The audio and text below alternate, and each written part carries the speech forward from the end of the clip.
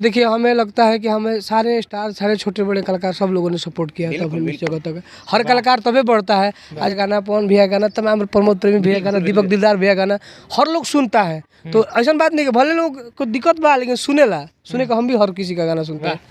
नमस्कार, आप देख रहे हैं भोजपुरी नेशन में आप सबका भाई गौरी शंकर। इस वक्त पटना के राजलक्ष्मी फार्म हाउस में आज हमारे साथ भोजपुरी के वो गायक हैं जो कि एक टाइम में धमाल मचा दिए थे। इनका गाना है कहाँ भी तबला ना हो रतिया, कहाँ भी तबला ना। ये गाना तो आपने सुना ही होगा। तो आज हमारे साथ दीपक दिलदार जी हैं। कैसे हैं जी? बहुत बढ़िया। और जे देख रहा बनी सबके प्रणाम बा, नमस्कार बा।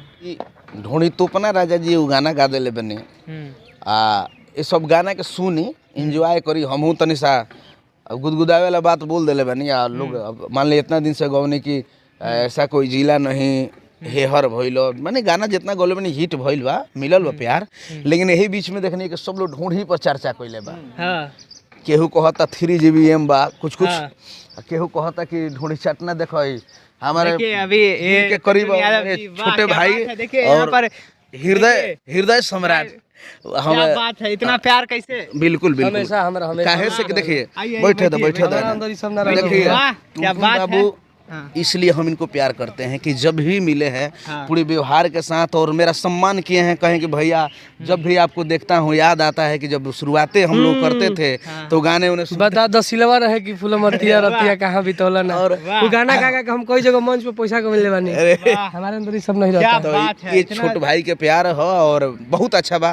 कहीं ना कहीं सादगी बा। आज प्रेम बा न तो घड़ी एगो दू गाना बजला के बाद देखें टावर में हो जाता लो मारो इठत चलता लो रे टावर नहीं। देखिए हम कब का के करा टुनटुन बाबू के ये प्रेम हो और ये सादगी बा। आज इनकर दुनिया दीवाना बा। हम कहम के ऐसे ही बाबू स्वस्थ रहो, मस्त रहो। अब भोजपुरी के एकदम ऐसे ही बड़ा बड़ा गाना देते रहो। बिल्कुल पहले से गाना रतिया नतिया अच्छा लगल, हमरा गाना प्यारा लगल। जो उनके ट्यून हजारों लोग गावल लेकिन प्रभाव ना पड़ल। कितना लोग कॉपीराइट मारा। हम देखिए हम किसी का नहीं चाहते हैं। बहुत लोग का हम अगर ट्यून थोड़ा सा मिलाते हैं तो डेमलाइज करने लगते हैं।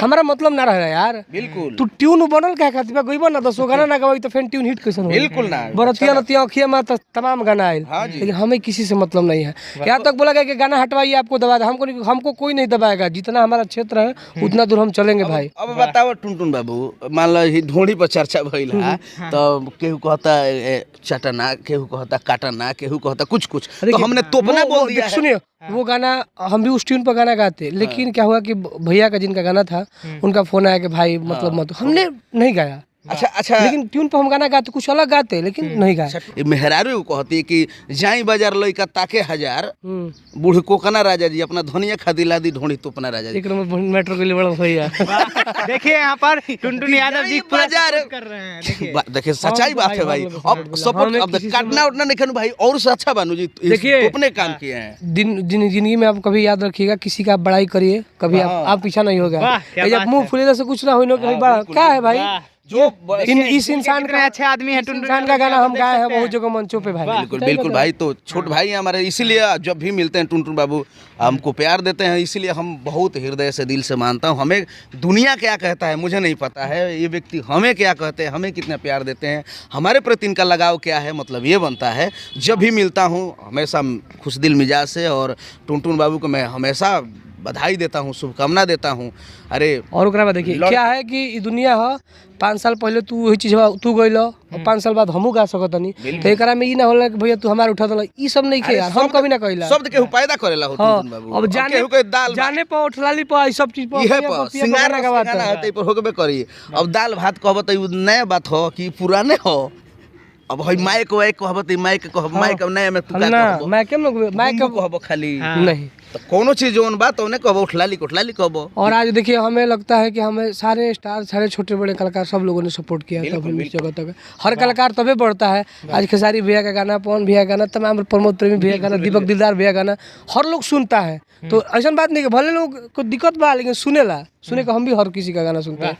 तो ऐसा आप टुनटुन यादव जी का गाना सुनते हैं? बिल्कुल सुनते हैं। अरे मेरे छोटे भाई हैं, सुनता रहता हूँ। और इनका गाना सुना दीजिए, आपकी आवाज में हो जाए। कोई सलाहिल बड़वेनी मने बरतिया नतिया ओखिया मारोता कि बेरी बेरी बबरी झारोता। क्या बात है।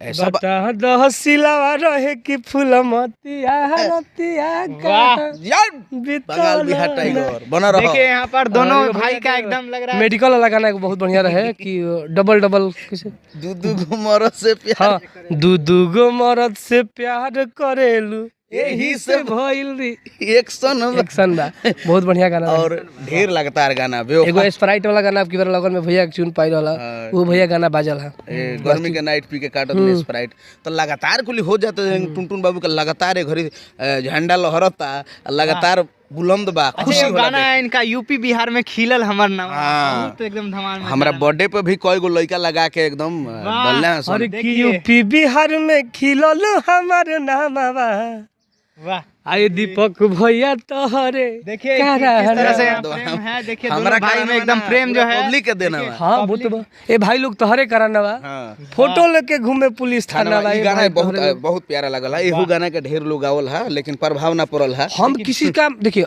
खुद का वो चीज मेरा नहीं है हमने चेंज करके गाना गाया भैया बहुत सारे कलाकार लोग जो बड़े बड़े लोग हैं वो लोग ढोने लगते हैं कि हमारा ट्यून ट्यून ट्यून किसी का नहीं होता है भाई। आज हमने के बूढ़ा जिम जाए तो हमनियों की चीज लोग गाई तो बिल्कुल हमनी बिल्कुल कहल वह चीज है बा। सब लोग ये करता पुराना चीज के नाम में तोरा कन्वर्ट कर देता अरे गावत उहे एने ओने थोड़ा बहुत करके वाह।